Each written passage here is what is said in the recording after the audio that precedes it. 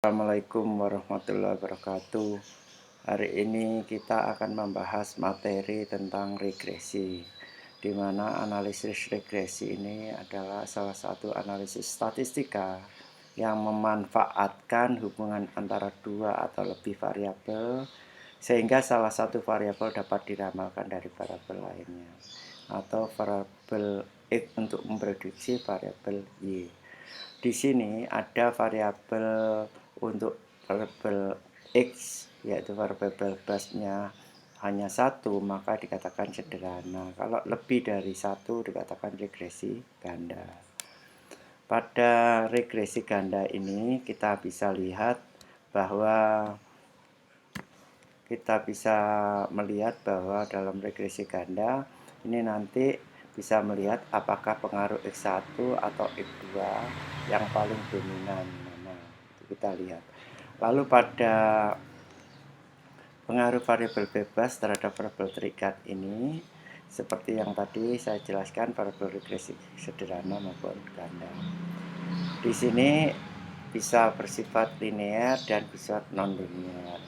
Ini tergantung di dalam skala pengukuran. Kalau dalam variabel terikat, variabel bebas dalam skala pengukurannya interval atau rasio pakai regresi standar. Tapi kalau variabelnya sebagian interval, tapi ada sebagian nominal ordinal regresi dummy.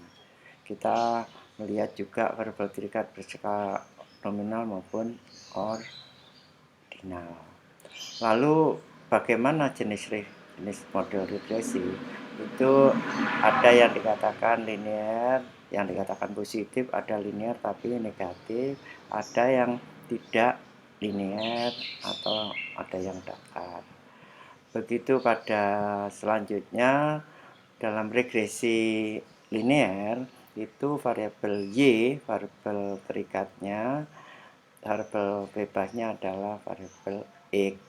Di sini kita bisa menghitung intercept beta 0, koefisien slope-nya adalah kemiringan beta 1 dan ini errornya. Lalu kalau kita lihat pada berikutnya adalah bagaimana YI itu, Y prediksi itu bisa melihat ini B0 adalah intercept-nya, adalah konstantanya beta 1 itu adalah slope-nya, kemiringannya. Lalu inilah yang kita hitung. Dari sini kita melihat bahwa menghitung yang kita prediksi itu adalah intercept-nya B0 plus B1 X1. Lalu bagaimana melihat ini jumlah kuadrat totalnya, yaitu jumlah kuadrat regresi ditambah jumlah kuadrat error. Ini rumusnya. Lalu bagaimana kita bisa menghitung ini? Kalau kita hitung SSR, ini SST-nya, ini SSE-nya. Lalu kita lihat pada cara membaca nilai statistika dalam regresi itu nanti kita ambil misalnya apakah T hitung atau F hitung. Ini kami contohkan pada F yang akan datang ini. Contoh regresi sederhana di dalam contoh soal dua data sebagai berikut. Misalnya ini ada X1 nilainya sampai 8, X2 sampai 8 juga, Y-nya sampai 8. Lalu di dalam menghitung untuk regresi X1 terhadap Y itu untuk nomor ganjil, kalau X2 terhadap Y itu nomor genap. Yang saya bahas di sini adalah X2Y. X2Y, bagaimana pengaruh X2Y? Maka kita buatlah langkah pertama pembuatan tabel regresi X2Y.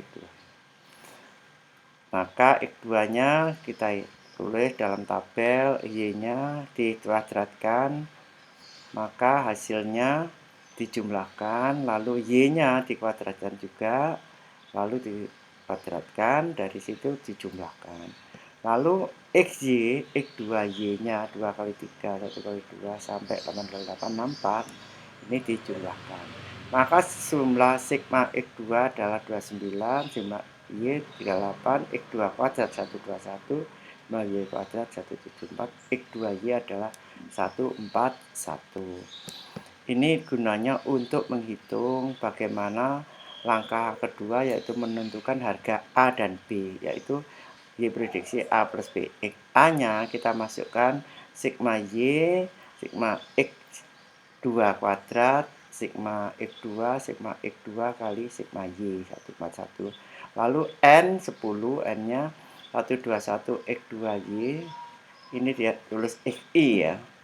XI, maka XI-nya adalah 121. Kebetulan XI-nya adalah X2.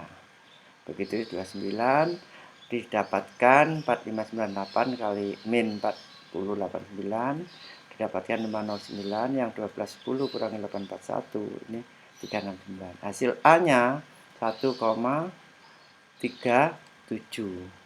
137 itu kita lihat tadi 1,3794. 1,3794 itu adalah A-nya. B-nya sama dengan rumus yang bawah sama tapi atasnya beda, 10 kali 141, X-nya 2938 per 10.